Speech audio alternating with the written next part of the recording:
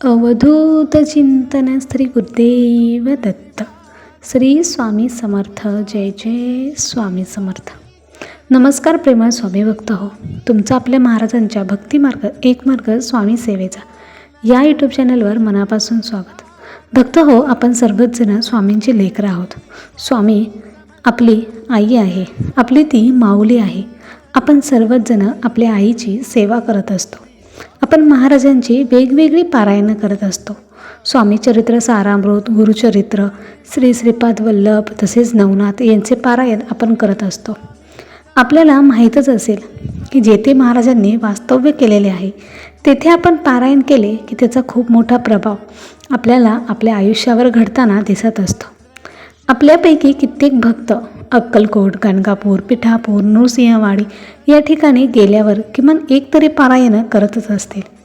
पारायण नाही जमले तर किमान ग्रंथातील 1, 2, 3, 5, 7 यापैकी कितीतरी अध्यायाचे पठण तर ते नक्कीच करत असतील. कारण भक्त हो, या अशा ठिकाणी पारायण केल्याने भक्ताची हाक त्याच्या भगवंतापर्यंत लवकर पोचते असे भक्तांचे मान्य आहे. तर आजच्या ह्या व्हिडिओमध्ये आपण असाच एक अनुभव पाहणार आहोत. तर भक्त हो, तुमचा पण स्वामी आईवर विश्वास असेल तर कमेंटमध्ये आत्ताच हो स्वामी आई, माझा तुझ्यावर पूर्ण विश्वास आहे असे टाईप करा. श्री स्वामी समर्थ. तर भक्त हो, आजचा हा अनुभव ऐकताना नक्कीच तुमच्या अंगावर शहारे येणार आहेत. कारण आपल्या नशिबात जे नसतं ते अक्कलकोट येथे जाऊन पारायण केल्याने ते आपल्याला मिळत असतं. म्हणून प्रत्येक भाविकाचा हा अट्टाहास असतो की अक्कलकोटमध्ये एक तरी गुरुचरित्र पारायण नक्कीच करावं. या ताई देखील असंच काही करत होत्या. या ताईंना जे त्यांच्या नशिबात नव्हतं ते कशा प्रकारे मिळालं ते त्यांच्या शब्दात पाहूयात. श्री स्वामी समर्थ. तर भक्त हो, आजचा हा अनुभव आपल्याला मालती ताईंनी पाठवलेला आहे. ताई म्हणतात की सर्व भक्तांना श्री स्वामी समर्थ. ब्रह्मांड नायकाला त्रिवार वंदन करून मी मला आलेला अनुभव सांगते. भक्तांनो, तुम्हाला असे वाटत असेल की मी स्वामींची खूप मोठी भक्त असेल. पण भक्त हो, मी स्वामींची खूप मोठी भक्त नाही किंवा मी खूप मोठी साधकी सेविका पण नाही. मी स्वामींची जशी जमेल तशी सेवा करत होती. मी माझ्या माहेरला माझं जे घर होतं त्या घराजवळच थोड्याच अंतरावर एक अर्धा किंवा 1 किलोमीटरवर स्वामींचं केंद्र होतं. त्यामुळे मी कधीतरी मठात जात असायची. अगदी दररोजसुद्धा मी त्या महाराजांच्या केंद्रामध्ये जात नव्हते. क्वचित केव्हा तरी जात होते. आणि त्यानंतर तर माझे लग्नच झाले. माझं लग्न चांगल्या घरी झालं. तिथे सर्व सुखसोयी होत्या, संपत्ती होती, मिस्टर, सासू, सासरे सर्व काही चांगलं होतं. खूप सगळं होतं. माझ्या सुखी संसारामध्ये सर्व काही होतं, कशाचीच कमी नव्हती. पण माझ्या लग्नाला 7 ते 8 वर्ष झाले. पण मला मातृत्व प्राप्त झाले नव्हते. हे एकच दुःख मला होतं. आणि हे दुःख एवढं मोठं होतं की या सर्व सुखांना ते फिकं पाडत होतं. मी एखाद्याचं लेकरू बघितलं की मला असं वाटायचं की मी कधी आई होणार, कधी मला माझं बाळ आई म्हणून हाक मारणार. मला कशाचीच अपेक्षा नव्हती. मला बाकी काहीच नको होतं. मला फक्त आई व्हायचं होतं. आम्ही सर्व काही उपाय करत होतो. डॉक्टरांच्या ट्रीटमेंटसुद्धा घेत होतो. खूप मोठ्या डॉक्टरांना आम्ही भेटलो होतो. त्यांचे सल्ले घेतले पण काहीच फरक पडत नव्हता. डॉक्टर म्हणायचे की तुम्ही कधीच आई होऊ शकणार नाही, तुमच्या गर्भाशयामध्ये प्रॉब्लेम आहे. पण आम्हाला आशा होती की मी कधीतरी आई नक्की होईल. यावरून आमच्या घरात आता भांडणं व्हायला सुरुवात झाली होती. सासू सासरे माझ्या मिस्टरांना दुसरं लग्न करायला सांगू लागले.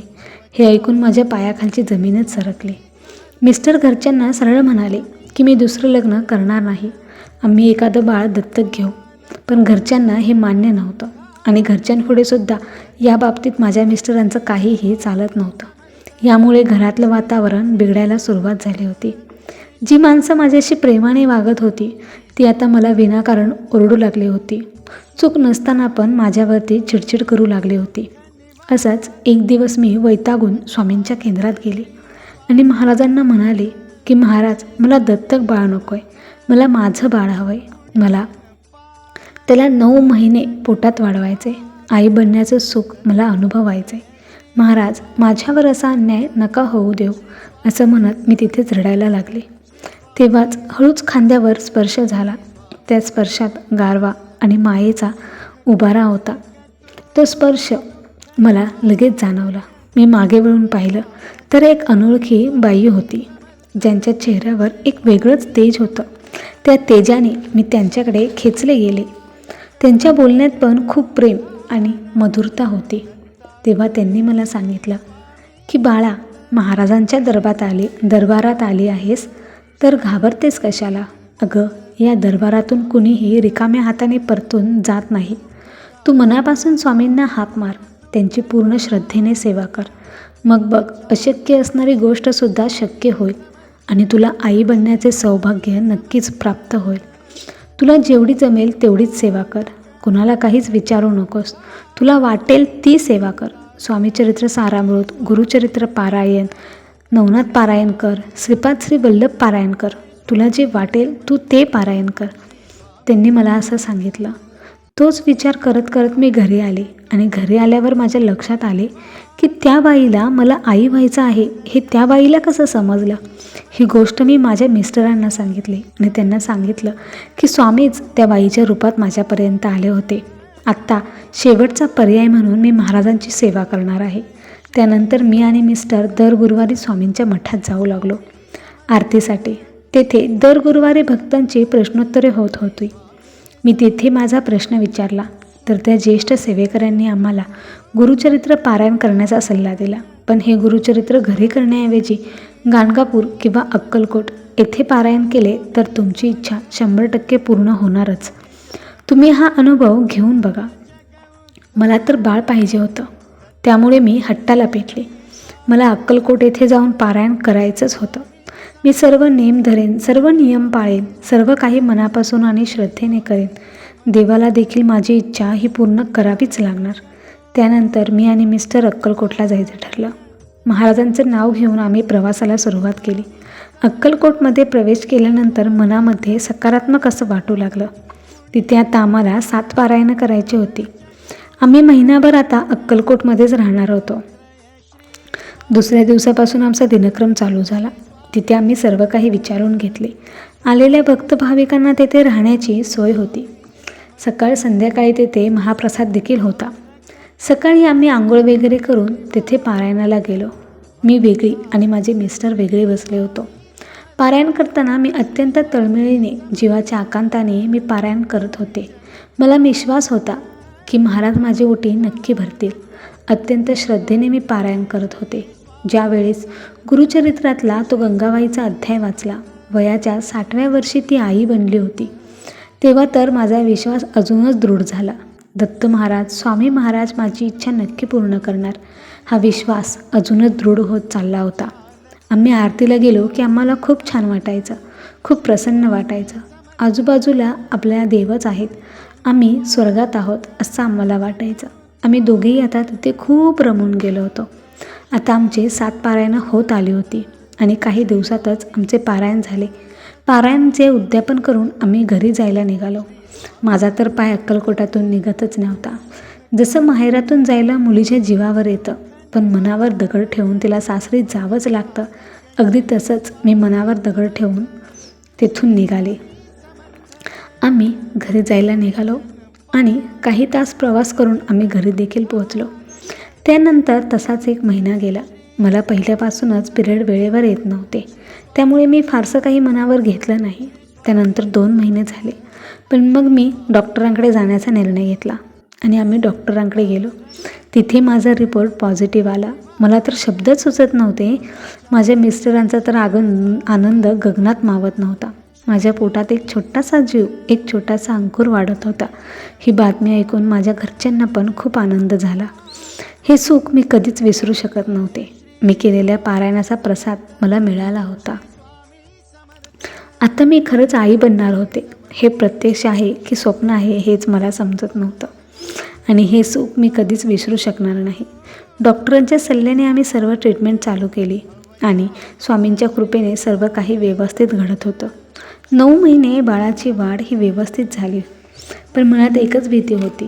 माझं वय जास्त असल्यामुळे येणारं बाळ हे निरोगी असेल ना, याचीच भीती मनात कायम होती. त्यासाठी आम्ही सोनोग्राफी पण केली होती. सोनोग्राफीमध्ये सर्व काही व्यवस्थित होतं. नंतर मी ती भीती महाराजांवर सोपवली. म्हटलं आता महाराजांनीच आपल्याला हे सर्व काही दिलं आहे म्हणजे त्याची काळजी पण महाराजच घेतील.